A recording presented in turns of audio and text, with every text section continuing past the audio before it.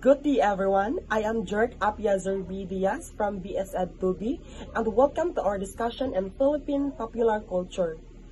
Today, I am the discussant of the topic all about the foreign influences on Filipino culture. The Philippines has a rich and diverse culture shaped by both indigenous tradition and foreign influences. Throughout history, several countries have played significant roles in shaping Filipino society through colonization, trade, and globalization.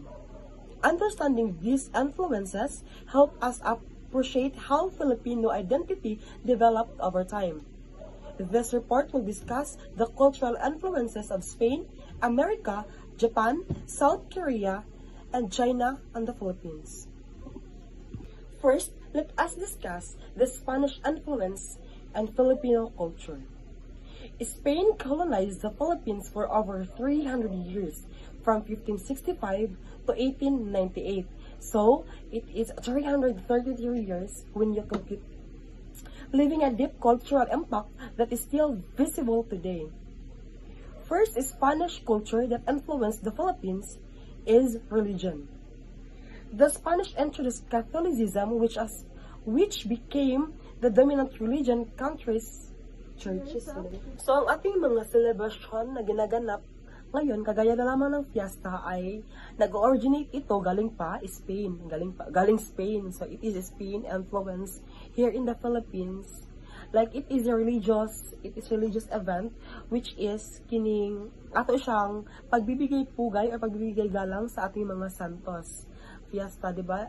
Kung mapapansin natin ang mga fiesta ay mostly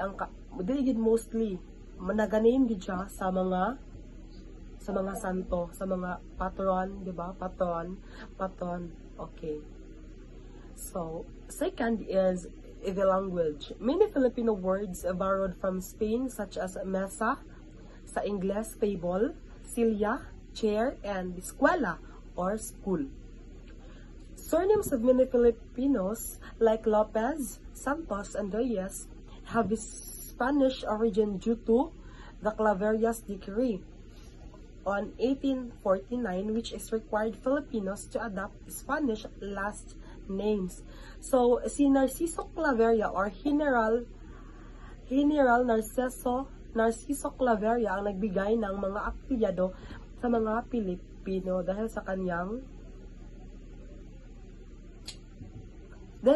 siya ang nagbigay ng mga apelyado ng mga Pilipino. So, second Spanish culture that influenced the Philippines is the government and laws.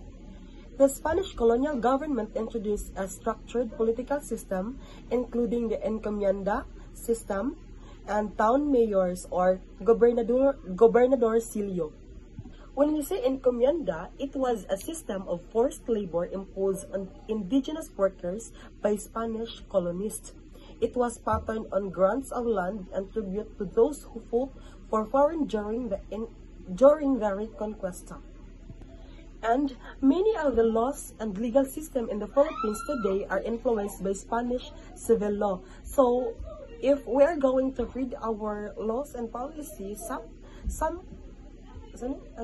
ang iba rito ay galing lamang sa influensya ng mga Espanyol. So fourth Spanish culture that influenced the Philippines is the education. Spain established formal school and universities such as the University of Santo Tomas, 1611, the oldest university in Asia. As you can see, here in the Philippines, Santo Tomas was a private school and it is also a Catholic school na in-establish here in the Philippines ng mga Espanyol. Kasi nga, 'di ba, ang Espanyol sila ay mga Catholic. Sila ang nag-influence sa Philippines ng Catholicism. So therefore, they are teaching Filipinos in education and also religious education. And education was and education was initially limited to the elites, but later school was open for Filipinos. So, kaya nga, kaning private man ang mga school dati, dahil sa mga Espanyol, so, ang nakakapag-aral lang ay ang mga mayayaman or yung mga elite na tao. But, through time, ang mga school ay na-open rin sa mga Filipino, and it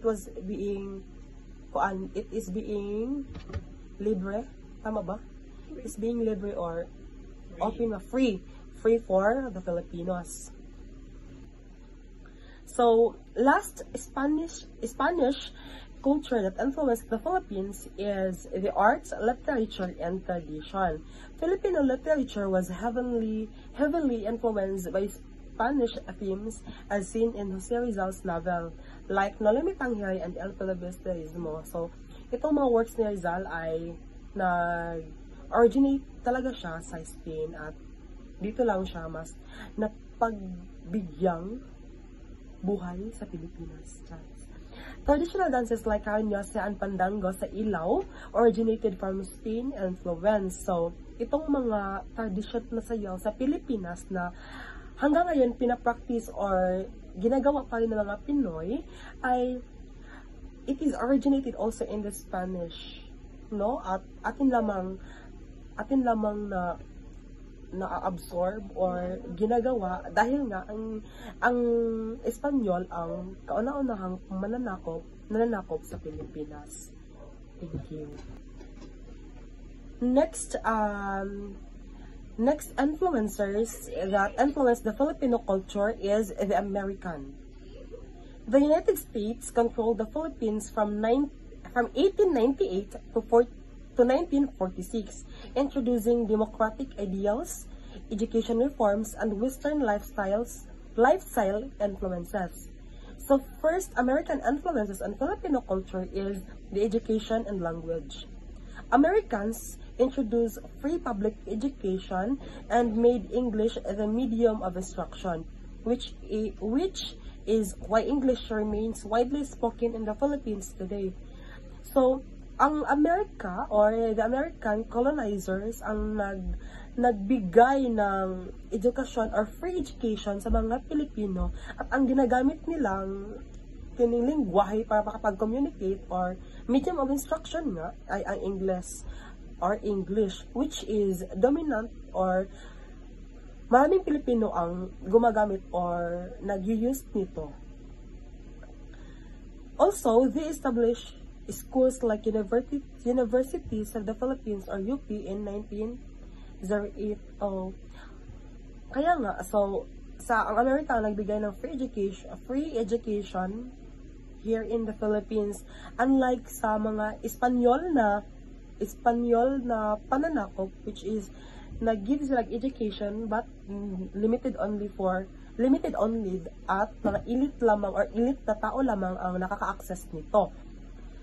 Second is the government and politics. The U.S. introduced democracy, election, and constitutional law shaping the Philippines government system. So, the Philippine Senate and House of Representatives were modeled after the U.S. Congress. So democracy, the American influencers or American culture influencers ang nagbigay ng democracy or nag-introduce ng democracy here in the Philippines. At yun lang, dahil sa demokrasya or the democracy, ang Pilipino ay naging independent sa kanilang pamumuhay. At di ba nga sabi nila na ang Philippines or ang Philippines ay ibinenta ng mga Espanyol sa mga Amerikano. Next is lifestyle and entertainment. Hollywood movies, Western music, and radio broadcast became popular, influencing Filipino pop culture. So, di ba, sa Filipino, dahil sa mga Hollywood movies, dahil naman, maganda naman talaga ang mga Hollywood movies, so, na-adapt na rin natin ito. And, also, the fast food industry.